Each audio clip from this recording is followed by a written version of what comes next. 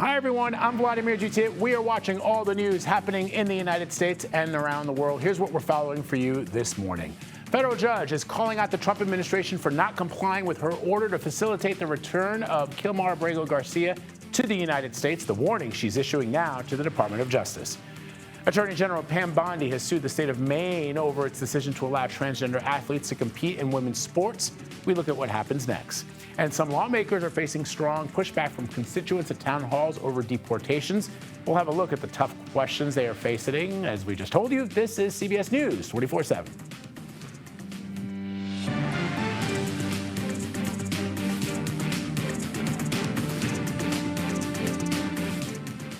A federal judge is ramping up demands for the Trump administration to bring a Maryland man mistakenly deported back to the United States. U.S. District Attorney Paul Lazinas says every day Kilmar Abrego Garcia remains behind bars in El Salvador will cause irreparable harm. Abrego Garcia's wife, Jennifer Vasquez-Sura, says she will not give up the fight. I will not stop fighting until I see my husband alive.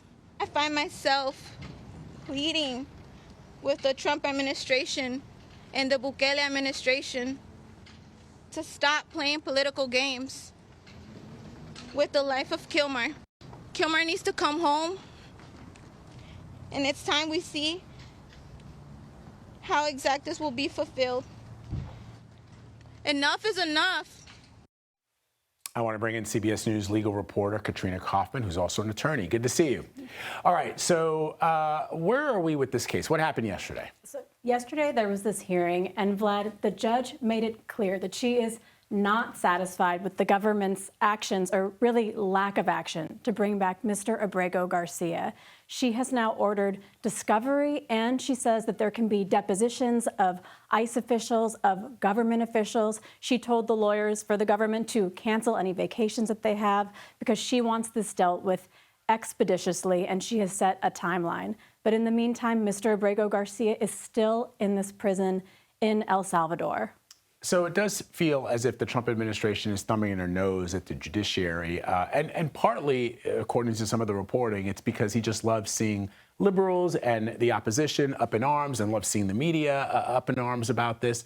The question is, will this judge or any judge hold anyone accountable for not complying with her orders? Vlad, she did mention the possibility of sanctions if they don't comply with her orders, and there could be the possibility of contempt proceedings. Another thing that she said yesterday is that the way the Trump administration is interpreting the Supreme Court's ruling, saying that they are going to facilitate Mr. Abrego Garcia's return, they will allow him to come into the country if he comes to a port, that's just a fallacy, that definition of facilitate.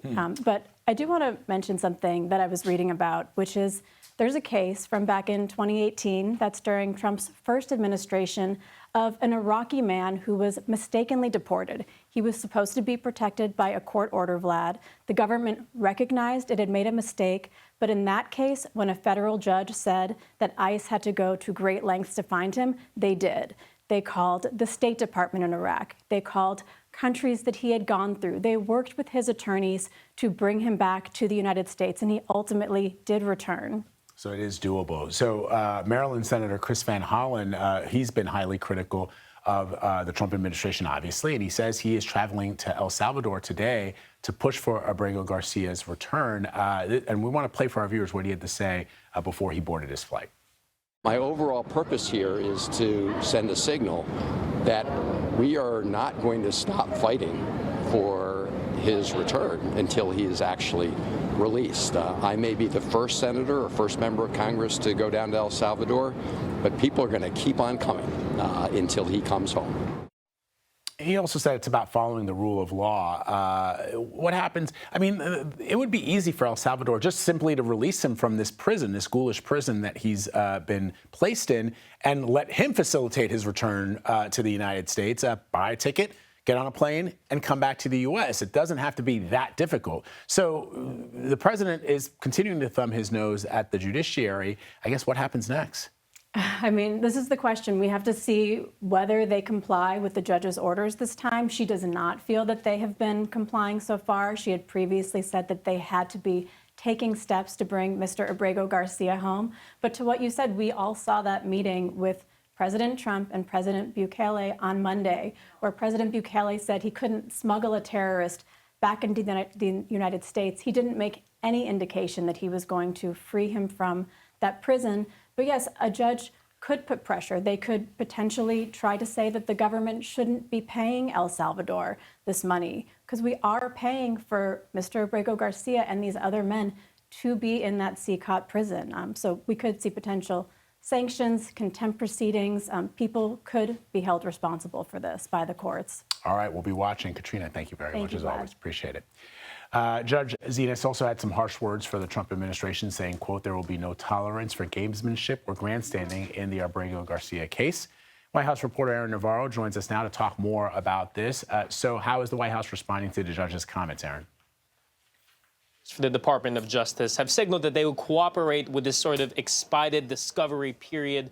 What we've seen from the White House is kind of talking about everything but what the judge said in regards to Abrego Garcia's case. You saw Vice President Vance put out a lot of posts on X this morning defending the administration's immigration policies, this sort of lack of due process applied to some of these migrants, and criticize the immigration policies under President Biden.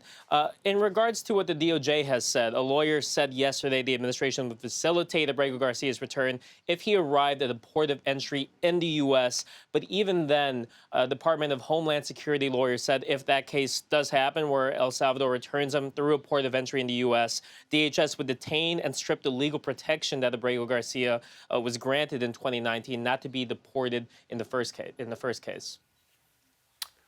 In other news, Aaron, let me ask you about this meeting that the president is set to conduct with a negotiator from Japan today on the tariffs that he's implemented, which has led to turmoil in global markets. What can you tell us about that?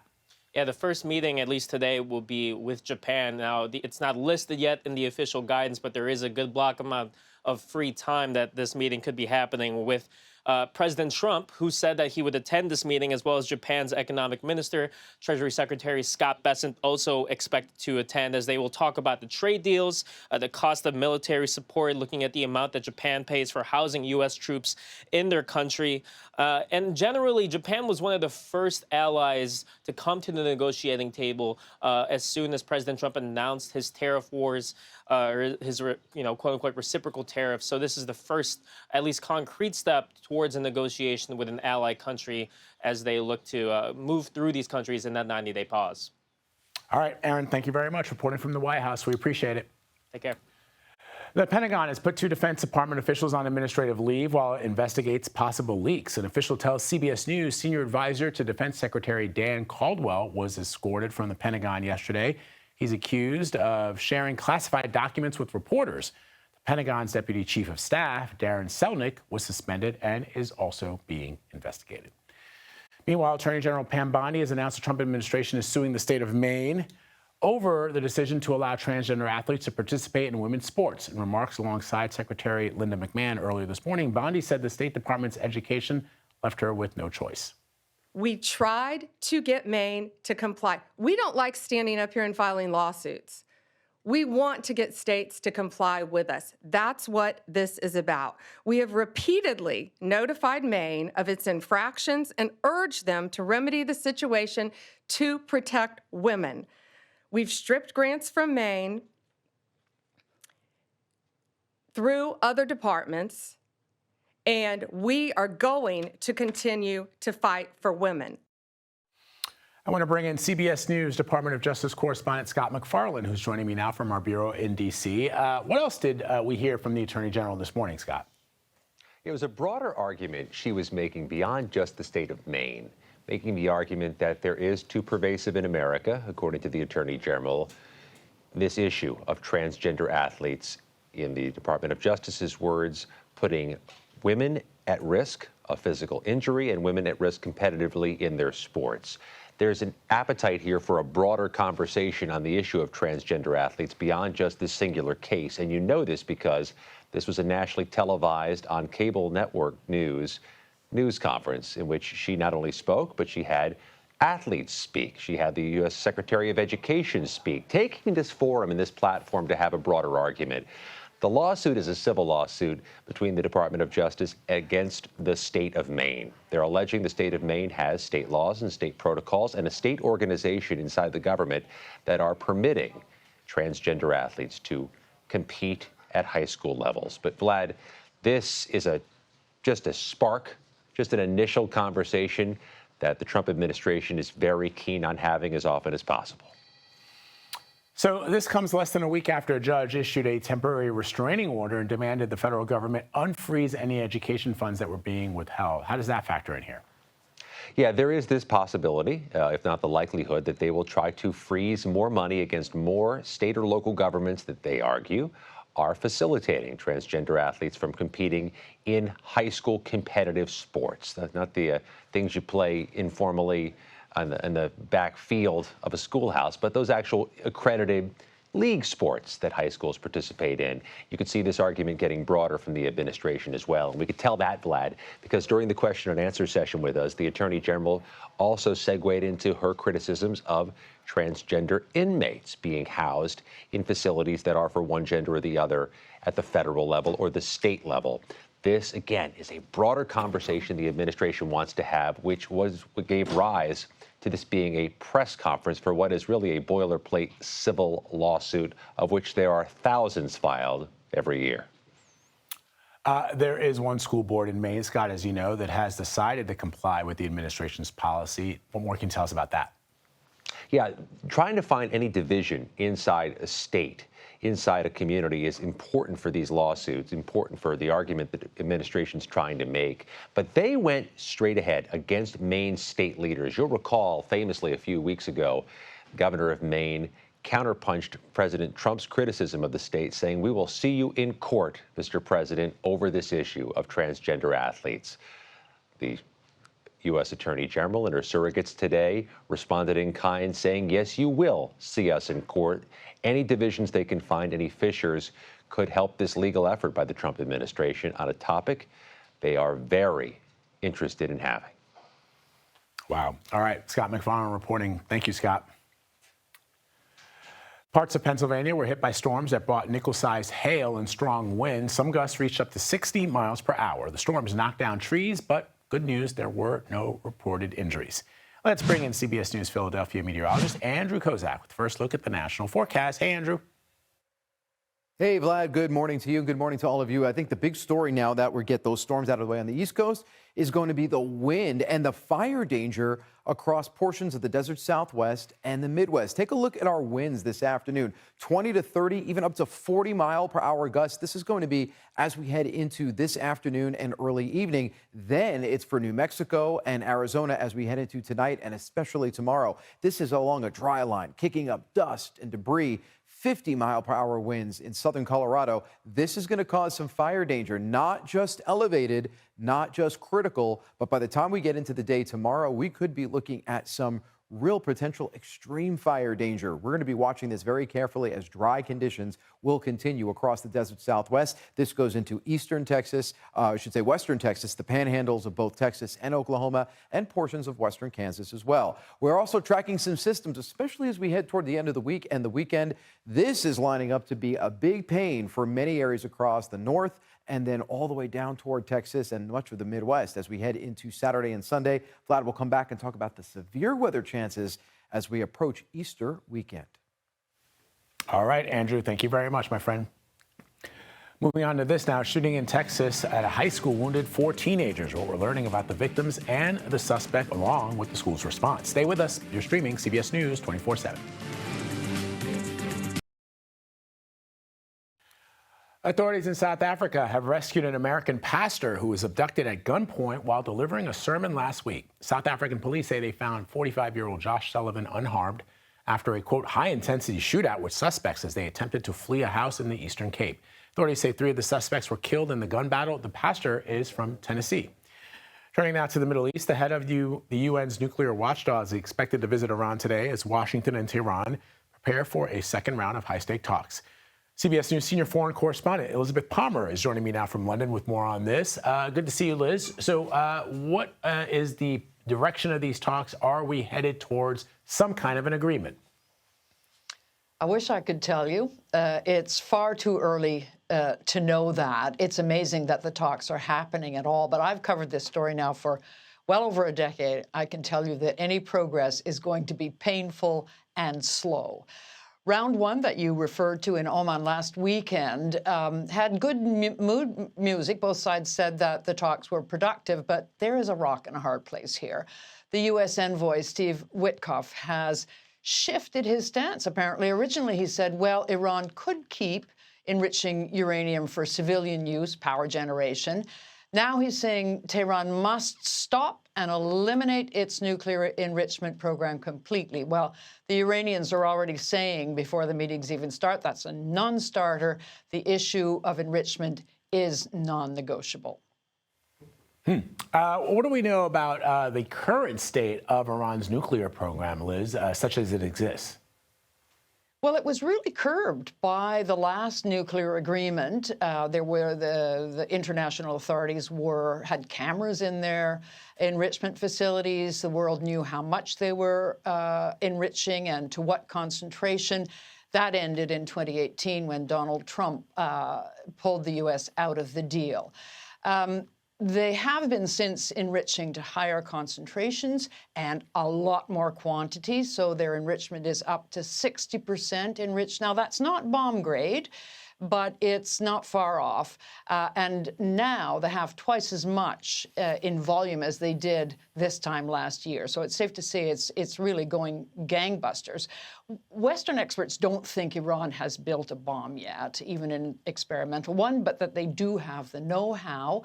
And bear in mind, they also have a very sophisticated missile program, the missiles that would be needed to carry the nuclear bombs. And the U.S. appears to want to end that too, which the Iranians will not want to do.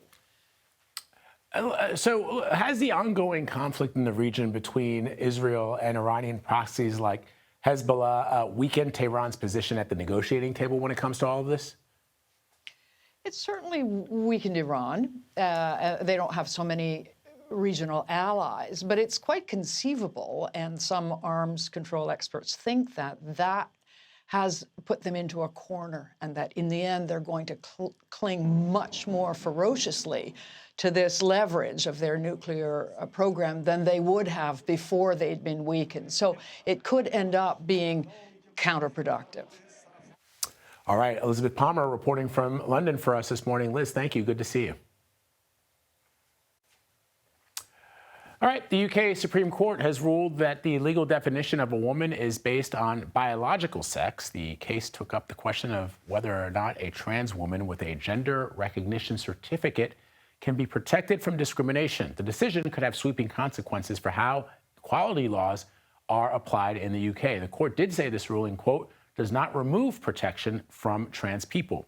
The Stonewall charity calls the decision, quote, worrying for the trans community. Closer to home here in the United States, police are searching for a motive for yesterday's shooting at a Dallas high school. 4 students were injured and hospitalized. Sources tell CBS News the suspect is a student and turned himself in after the shooting. CBS News reporter Karen Hua is following all this from Dallas for us.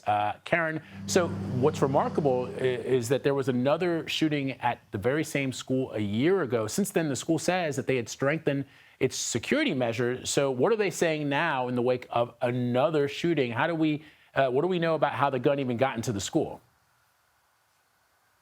Yeah, Vlad, so that's something officials are going to have to be investigating very closely because it was almost a year ago exactly to this day that there was another shooting inside this very school.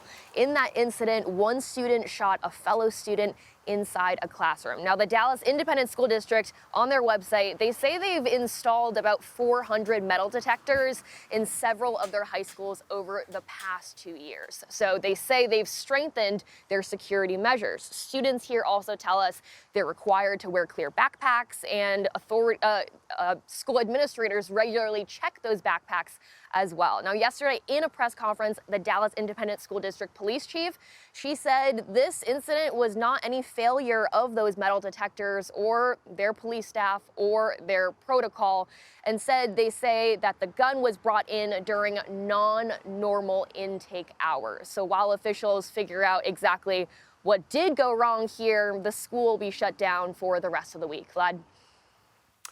What do we know, Karen, about the victims? Well, the Dallas Fire Rescue is telling us those victims are between the ages of 15 to 18. They're all males. One of the victims, we don't know their age just yet. And as for the suspected shooter, we know that he was a male student at this school, and he's currently being charged with aggravated assault with a deadly weapon. All right, Karen Hua reporting for us from Dallas, Texas this morning. Karen, thank you very much. Appreciate it.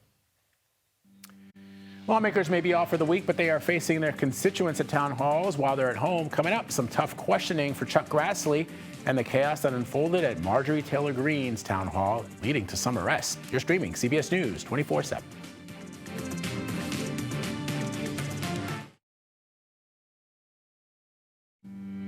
Welcome back to CBS News 24/7. Here's a look at some of the top stories we are following. The landmark antitrust case between the Federal Trade Commission and Meta resumes today. Meta CEO Mark Zuckerberg was back on the stand yesterday. FTC lawyers presented a 2018 email written by Zuckerberg where he contemplated spinning off Instagram from Facebook in 2018 over concerns of spurring antitrust lawsuits. Meta, which owns and operates several platforms, is being accused of monopolizing the social media market. Zuckerberg has denied these allegations.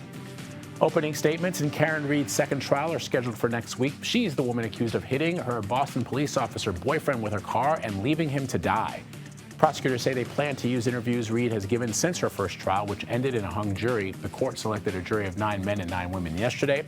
Reed has maintained her innocence, and her lawyers have argued she's being framed. And the Santa Fe Sheriff's Office released this body cam video showing deputies searching the home of the late Gene Hackman and his wife, Betsy Arakawa. An investigation reports Arakawa had been searching the internet for information on flu symptoms and breathing techniques. Officials say she died from hantavirus. Hackman died about a week later of heart disease with complications from Alzheimer's.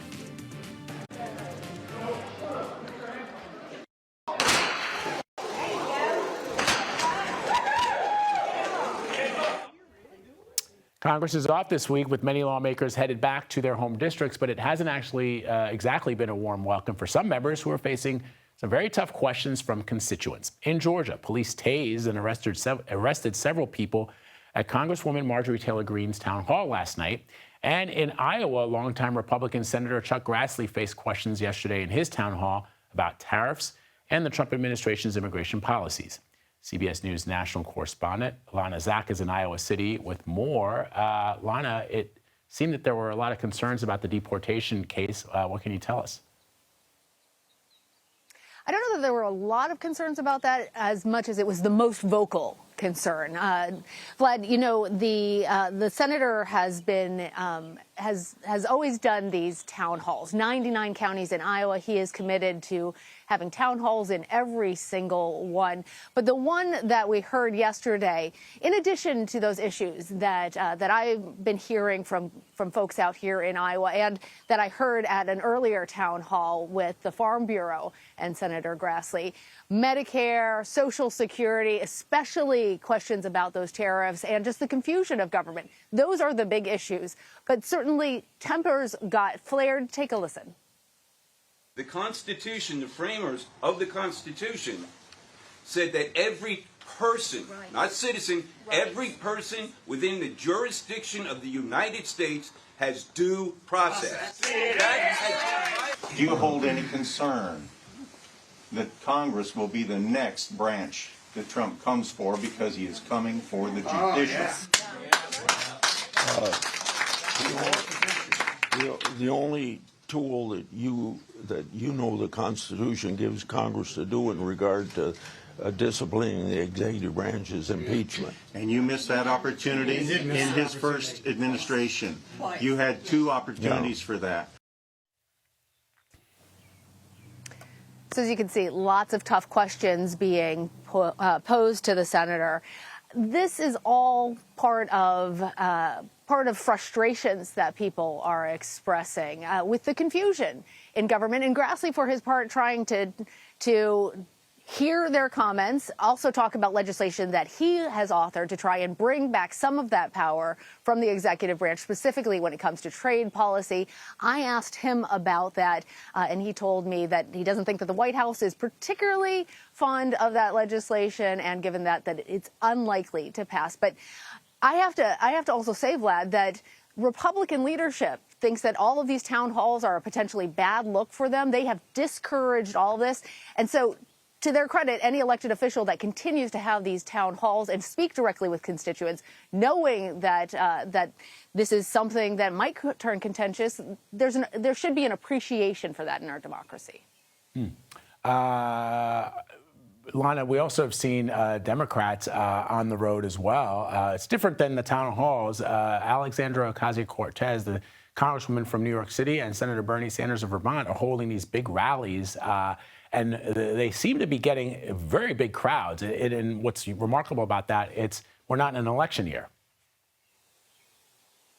Huge crowds, Vlad. You're absolutely right on that. And that it's different from a town hall where people are invited to ask tough questions. These are rallies, but at the Fighting Oligarchy rally that they had yesterday, that's what they're titling it, in Folsom, California, a crowd of nearly 30,000 people turned out. There were some pro-Trump protesters outside, but really, this is the opportunity that the Democrats see to try and rally people with their frustrations about what the Trump administration is doing. That is also expected to continue today, and we'll see how much those crowds build, and if it's just Democrats coming out to that, or if we're seeing an increasing number of independents.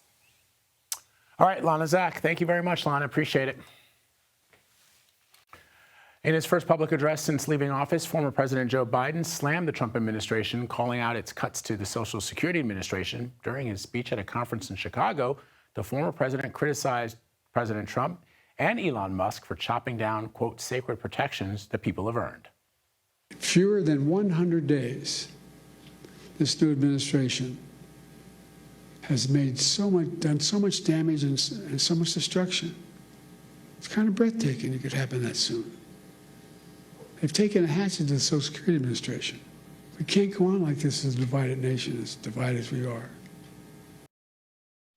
CBS News political contributor Joel Payne says it's no surprise Biden is rallying for these protections, but he adds the former president's pull in the Democratic Party remains complicated.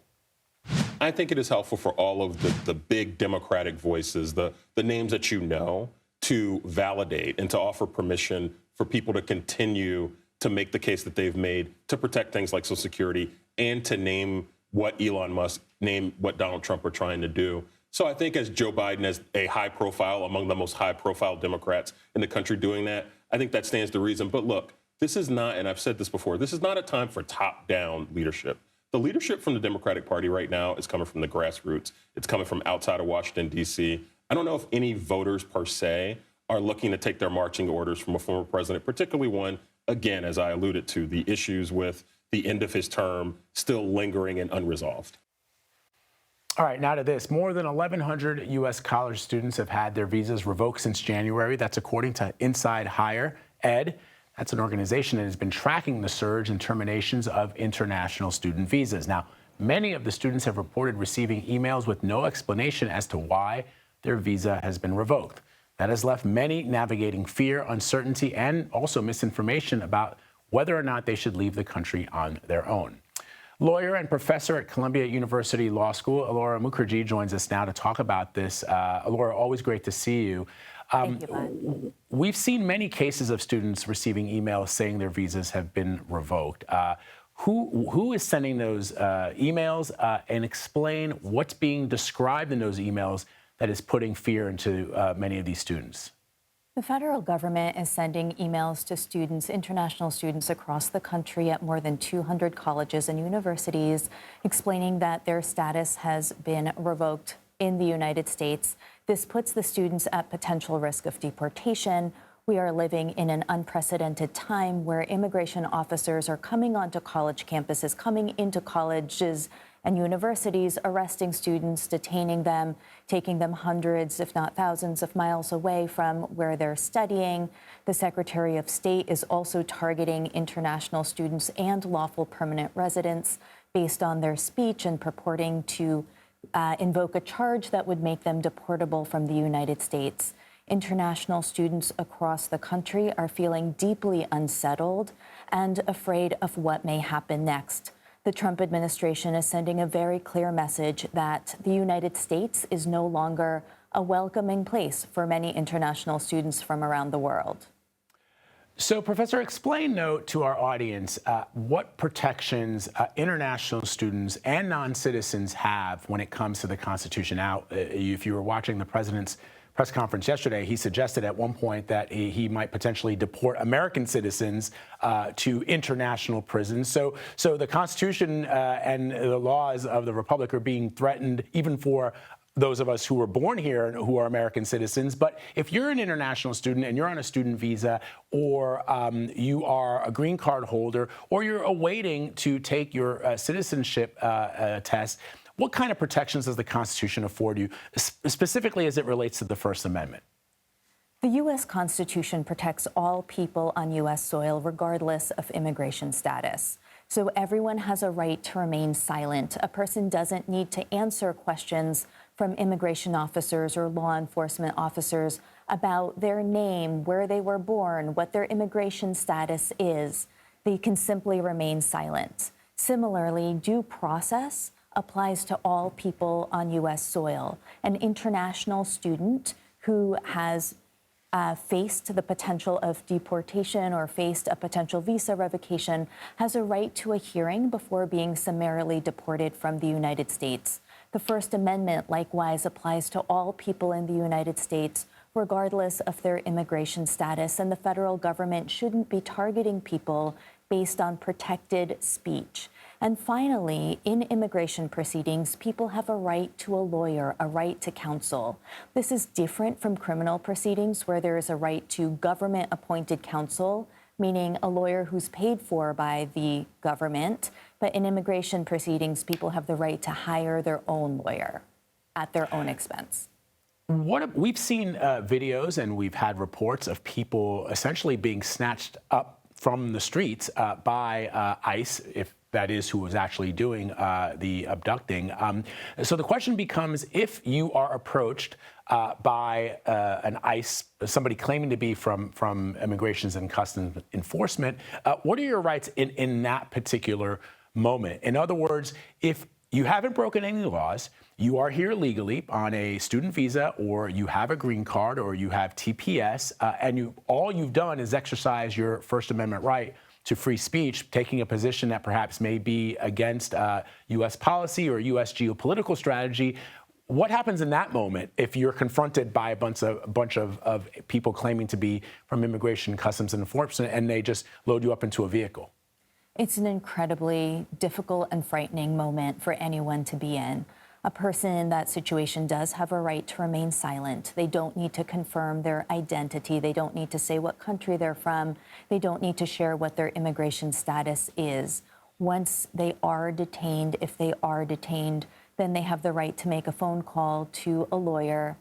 Immigrants in this country right now, including international students who've been vocal on the conflict in the Middle East and on other controversial issues, may want to have an emergency plan in place in the event that they are detained. It's also important to know that people can get something called a red card. It is produced by the Immigrant Legal Resources Center. It prints out in writing that a person is invoking their right to remain silent. So instead of speaking with officers, a person can simply hand over that red card if they're approached in public. And finally, Laura, I guess, you know, there are people who will say, look, even sharing the information that you're sharing is giving aid and comfort to people who they feel have perhaps broken the laws, whether it's this ancient 18th century law that the Secretary of State is using in some cases to deport non-citizens.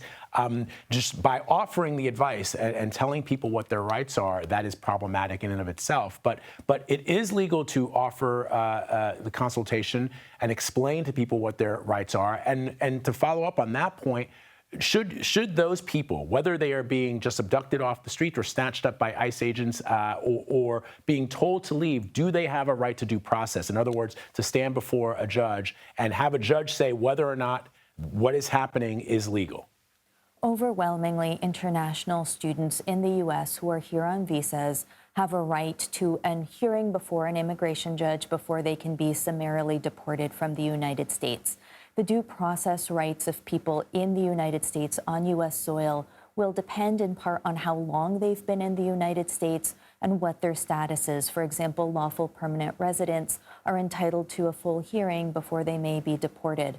For an individual who's been in the United States for less than 2 years and doesn't have a form of immigration relief available to them, they may be subjected to expedited removal, so may not have an opportunity to have a hearing before an immigration judge.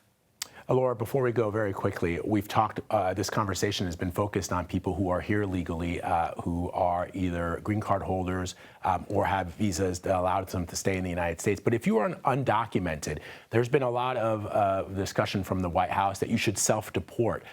If you're an undocumented person living in this country, it must be incredibly fearful for you. Should people self-deport? And if they do, what are the chances that they ever get back into the United States legally? In recent days, there have been more than 1 million notices sent out by the Department of Homeland Security asking people to self-deport from the United States within a matter of days. That has sparked so much fear in those who are undocumented as well as those who may have pending immigration cases before the immigration courts. Before a person self-deports, they should contact and consult with a trustworthy immigration lawyer to understand what consequences their departure from the United States may have on their ability to return to the United States.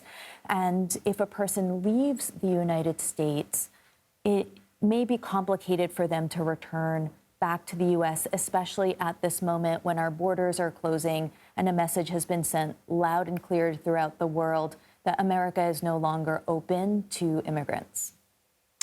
Laura Mukherjee, probably the most important conversation that folks will see on CBS News 24/7 today. Thank you very much for spending some time with us. We appreciate it. Thank you, Vlad. All right, there's a new study from the CDC that shows the number of children being diagnosed with autism is increasing across the U.S. We speak with one of the authors of that study. Stay with us. You're streaming CBS News 24/7.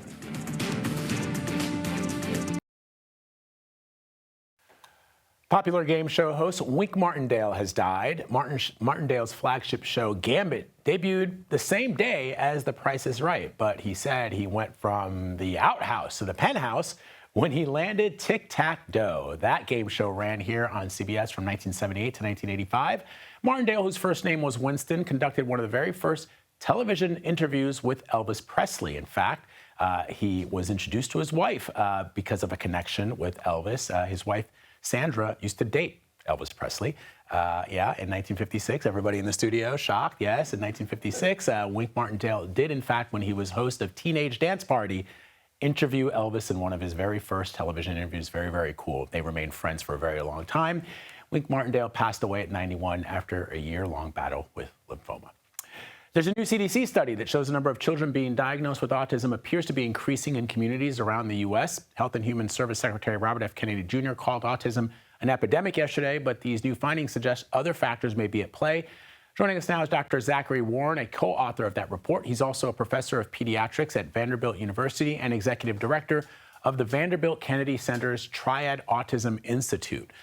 Thanks so much for joining us, Doctor. Can you tell us about the scope of this study and what stood out to you as to the information that you gathered in compiling this report?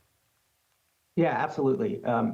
So the Autism and Developmental Disabilities sort of Monitoring Network, or ADAM as we call it, examines medical and educational records across a number of communities in the nation to document the number and characteristics of children with autism. And specifically in this particular study, we looked across 16 different communities in the U.S., had children who are 4 and 8 years of age in 2022. And, without question or controversy, this work really highlights, in the end of the day, how unbelievably common autism is in our communities.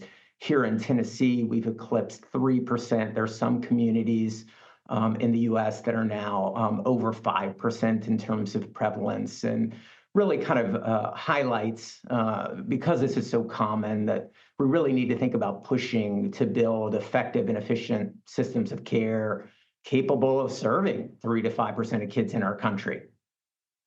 Doctor, I have a question, and this comes from a position of ignorance since I'm not a doctor and I'm not a scientist, but the spike and the increase in autism diagnoses, is that because we think that there are more children that are autistic, or is it that I was born in the 1960s, grew up in the 1970s. I don't recall anybody knowing anybody that was autistic as a child or even up into my teenage and college years. Perhaps it was still there and we just didn't know, and doctors didn't know what it looked like or what it was. Yeah, it's a terrific question, the one that hyper-intelligent and caring people ask when they see these increases over time. And in Tennessee and the nation, we've certainly seen changes related to increased awareness.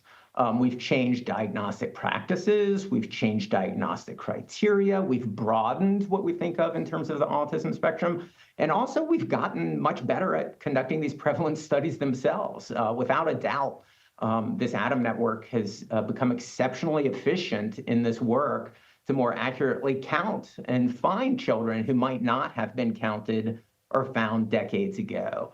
There are also other likely complicated factors related to population health, things like prematurity, differences in parental age, intervals between pregnancy, complex prenatal exposures, malnutrition, infection, other health factors that could be at play in seeing a true increase.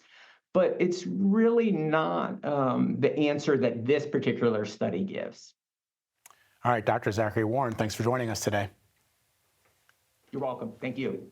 Much more news ahead. Stay with us.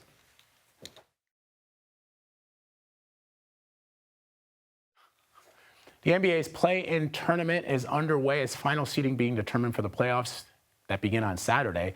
Last night, the Golden State Warriors beat the Memphis Grizzlies thanks to a combined 75 points from Steph Curry and Jimmy Butler. Golden State will take on the Houston Rockets on Sunday in Game 1 of their playoff series. And the Orlando Magic beat the Atlanta Hawks by 25 points. They'll face the defending champion Boston Celtics in the first round. The Hawks still have a chance to make it into the playoffs if they win on Friday. Baseball celebrated the legacy of Jackie Robinson. Players surrounded Robinson's statue for a ceremony at Dodger Stadium before LA's game against the Colorado Rockies yesterday. And every player on every team around the MLB wore number 42 jerseys in his honor. April 15th, if you didn't know, is designated as Jackie Robinson Day. It is the day that Robinson became the first player to break baseball's color barrier 78 years ago. Let's bring in CBS News Philadelphia meteorologist Andrew Kozak with the last look at the national forecast. Andrew.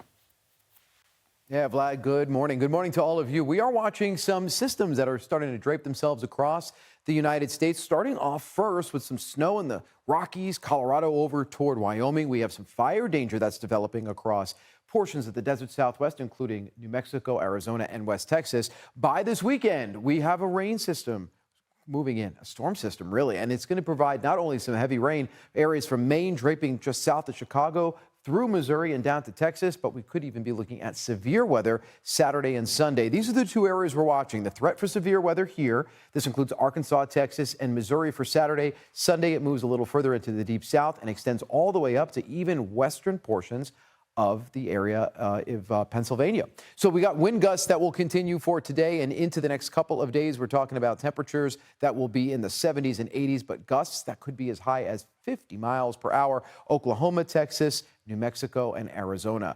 Today at a glance, our weather shows some cooler air in Los Angeles, 62 degrees. Nice, though, Pacific Northwest basking in more sunshine again. We have temperatures in the 70s and 80s in much of the Midwest, Mid-South. Beautiful in Florida and up and down the East Coast. We're finally starting to see that wind turn off. The snow that we had in upstate New York come to an end later today, and a nice warm-up begins for much of the eastern half of the country as we get closer to the end of the week and the holiday weekend. Vlad? All right, Andrew, thank you very much. That does it for me, folks. Stay right where you are. After the break, Mugo Diwe is live from San Fran with all the breaking news coast to coast. This is CBS News 24/7.